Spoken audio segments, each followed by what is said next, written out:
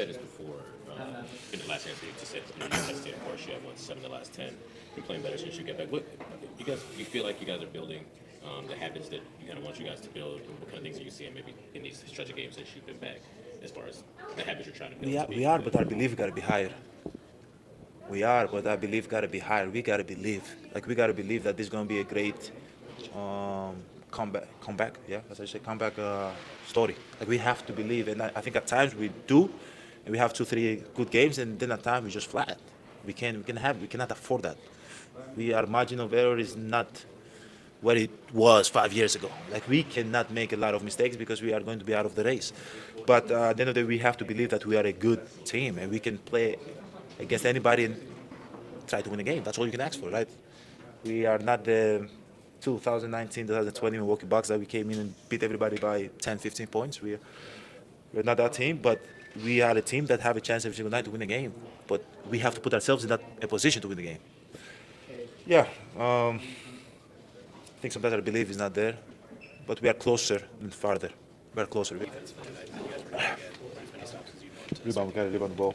I feel like they trust one another, keep moving the ball, make the right plays. Obviously, we know who the head of the snake is, which is Steph. But I think he did just a really good job of like facilitating whenever he wasn't able to get downhill or get his shots off.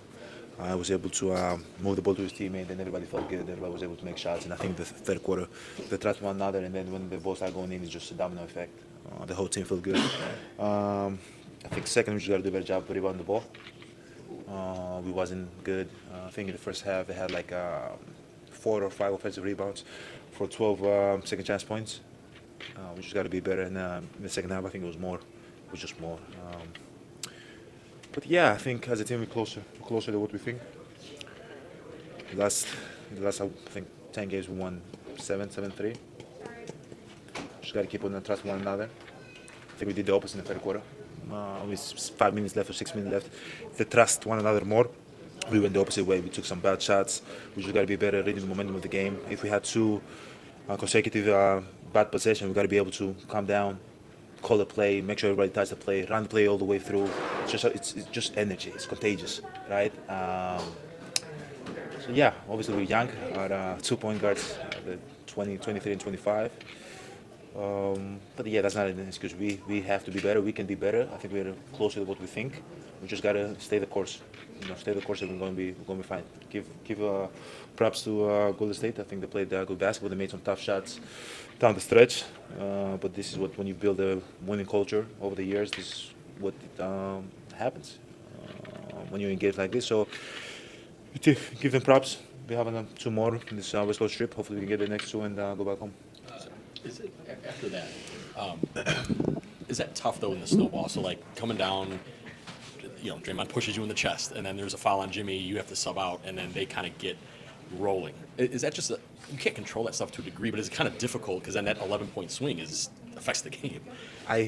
I think, and maybe because I play through contact, I don't manipulate the game. I try to play a fair game. Try to play an honest game. I don't think I've never seen a play of me like going down and be like flare and flop. Like if I fall on the floor, usually somebody pushed me or somebody hit me in my face, right? So I just don't understand. Sometimes I watch plays and I have my people that are around me. My coaches tell me like, hey man, you're so hard to be officiated, and you're having the shot treatment. Like they foul you and they don't call nothing. You just play through contact, right? So, but yeah, I understand that, and I'm okay with that. I love it. I love playing that way. But I have a basket, which I thought, in my opinion, it was an N1. Coming down, I get pushed. Did anybody saw that? I was the only person that saw that. You guys ever saw that? I'm not crazy, right? Why is that not called? So but I understand that they're human. There's sometimes the same way I fall into the momentum of the game, and I might approach the referee and raise my voice because of my how you say I'm in the game. I'm playing and it's loud and all that, and I might raise my voice sometimes. I feel like sometimes they do the same, and they're human, and I understand, and you just got to be able to live with it and try not to complain. But that's not the reason we lost. That's not the reason we lost. Golden State played better than us. We did not trust one another. We didn't have good shot selection. We didn't rebound the ball. There was a time our effort and energy was good, and at a time it was flat.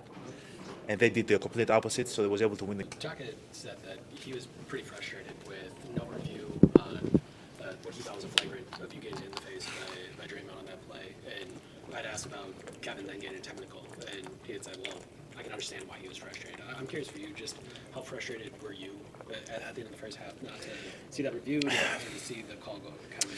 I really believe that the referees are human and they're going to miss plays. And it's okay.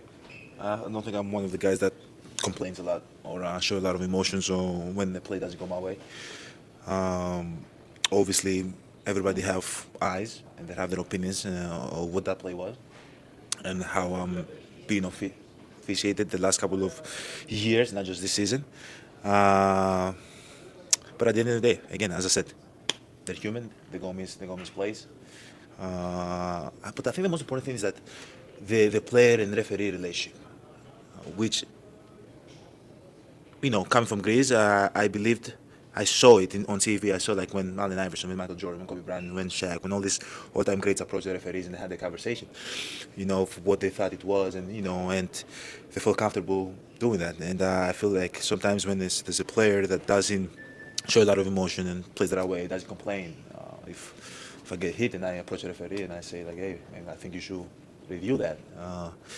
Look, I don't want to oppose my will to the game because I'm not the type of the guy that will yell because you see a lot of players, they yell, and then they just get numb to it, right? So when I yell, it's almost like they're like surprised they give me a tech, or But I think like we just gotta keep on, growing upon that player-referee relationship. Like, hey, when I approach a referee, or when they approach me and they say, Giannis, you gotta hurry up in your free throw routine. It takes too long. I'm like, I appreciate you. Then I try to do my best, And I feel like sometimes when I get hit and I approach a referee and I say, hey, I think I got hit in my face. I think you should review that. Sometimes I think maybe they should review it. It takes 5 seconds.